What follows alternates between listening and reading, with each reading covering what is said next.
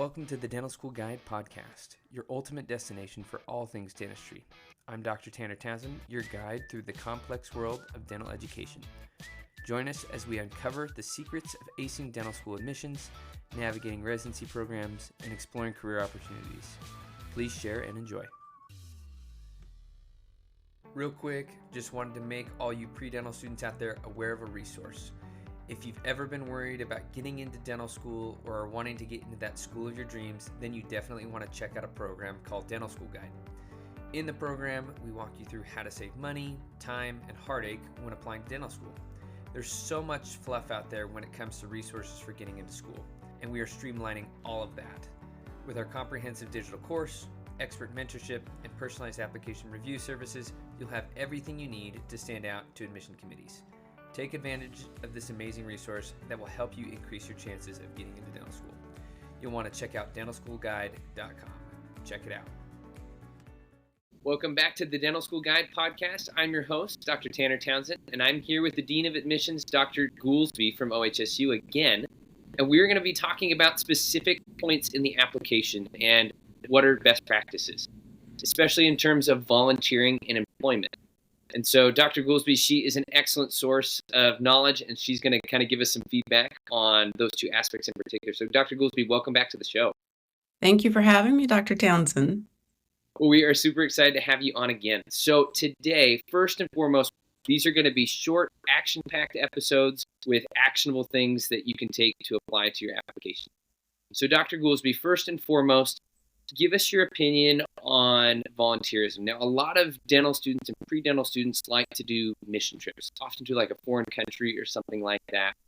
How do admissions committees view those, and what are some best practices and records that you have for students that are seeking those out?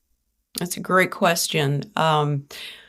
Volunteerism is key to having a full application. So whatever you're most passionate about is what I personally like to see. I think a lot of us like to see that. So if you're incorporating your personal interest with folks who could really benefit from your knowledge, and everybody has something that they're really great at or something that they're really passionate about, that's what we like to see. It's nice if you can fit in dental mission trips and it's acceptable. It's very pleasant to see that you're willing to give back to people and assist dentists who are taking care of the public. It's fine if you do that out of the United States, but you don't typically have to go outside of the United States to get this kind of work done. I have personally, as a general dentist, worked in an FQHC in an inner city setting.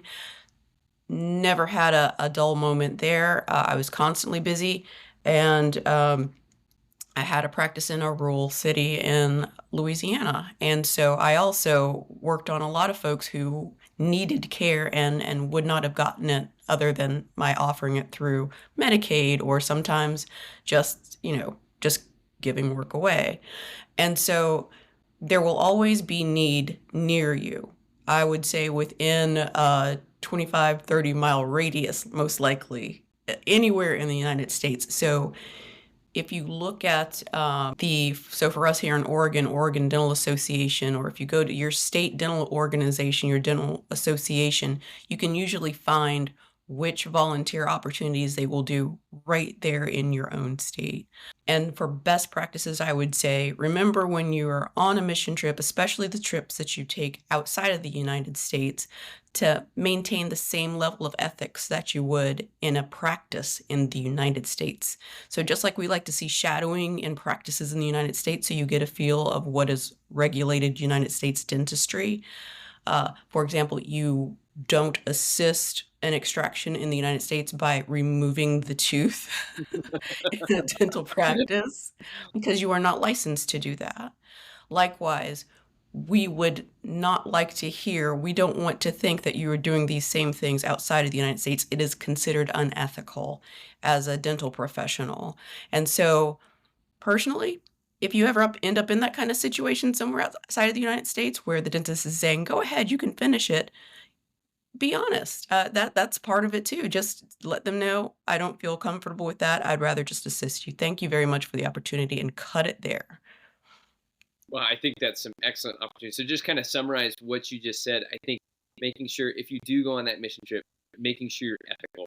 Yes. And a lot of times, I loved how you just said that so succinctly of just cut it off and just say, hey, I don't feel comfortable doing that. Thank you for the invitation, and move on. But making sure that we're building our own communities in terms of the rural and inner city health.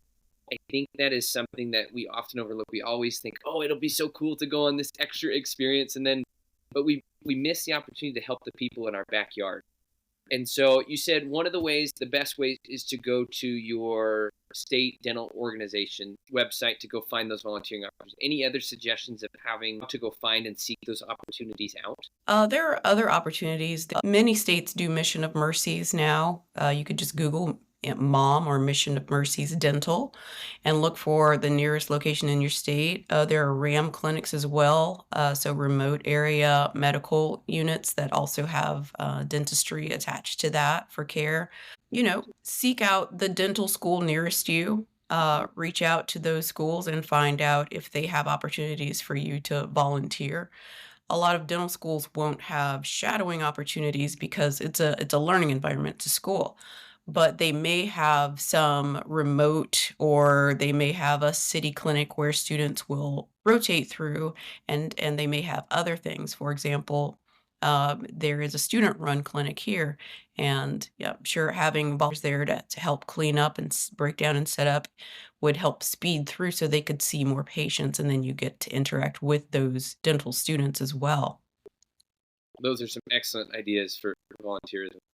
Now, moving on to another section of the application, let's talk about employment. So oftentimes we see on the application, students will be going through school and sometimes they don't have any employment on there, and they have just a bunch of other things they've been doing. And other times you get the student that had to kind of have school as almost a backseat because they had to provide for themselves or their family, and they have tons of employment experience. So give us your thoughts on the importance of employment in a dental school application and what you guys are looking for. Yeah, so with employment, I love to see public-facing employment. Some of the best clinical students, once they get to clinics, are folks who've had to work in, say, restaurant industries, whether that's Chick-fil-A or customer service representatives. Oh, they're the best. Uh, They can talk their way out of anything, I bet. they know how to talk people down from a cliff. So they are honestly the best. And when I'm looking at an application, it's holistic. So I'm thinking about my experience as being someone who went from high school to college to dental school, and remembering that track with all of my part-time jobs scattered throughout and what those jobs helped me to learn about life in general and dealing with the public. When I'm looking at somebody who had to support a family, for example, I think, oh my goodness, remembering my track, it's like, how in the world did they handle this load? How did they get through? And when I see those heavy employment records, I'm often in awe of those students, to be honest, especially those who are managing real life things like family and children and such. You know, um, there have been students that I felt compelled, and I thought, wow, it'd be really great to have this person here because of the type of work experience that they had working with the public or doing jobs that are difficult or nobody really wants to do, and the great attitude and the things that they express that they learn from them. And likewise, I've spoken to students who are more traditional, not, yeah, traditional like me. And I've actually asked them, hey, one thing you might want to do is you might want to consider getting a job. Having a job will teach you a lot about life, whether that's a part-time job or whether you need, time between college and your dental school life, and you've got like a gap year or something, and you need to, I would say, work. Learn what it's like to have to hold down a job and have to deal with the public. I think that's excellent. So in terms of what they put down on the application, they leave that description section of what was your job and like what are some things you learned. What are some key things that you look for in that description that kind of show you someone's experience? Or you're like, that's the person that we want here. Yeah, a lot of that comes through in the way a person writes, the personality that comes out when they can explain how doing even the most menial or the most the least attractive job actually kind of worked in their favor. The things that they got out of it, the positives of it, that really stands out to me. So it's basically, can you see the good in it when everybody else might point to the bad in it? That's great. Well, that's awesome. So these episodes are totally meant to be short, action-packed. We were under 10 minutes. I'm impressed. We were like quick and on to the point on that. So thank you once again, Dr. Goolsby, for coming on. We'll probably have you on again in the future because you're such a great interviewer, and we have really enjoyed our time with you. So that is it for today's episode of the Dental School Guide podcast. Dr. Goolsby, thank you once again. Thank you. That's all for today's episode of the Dental School Guide podcast. We hope you've gained valuable insights and inspiration to fuel your journey into dentistry. Don't forget to subscribe to our podcast for more expert advice, inside tips, and engaging discussions. If you enjoyed today's episode, please leave us a review. It would mean the world to us.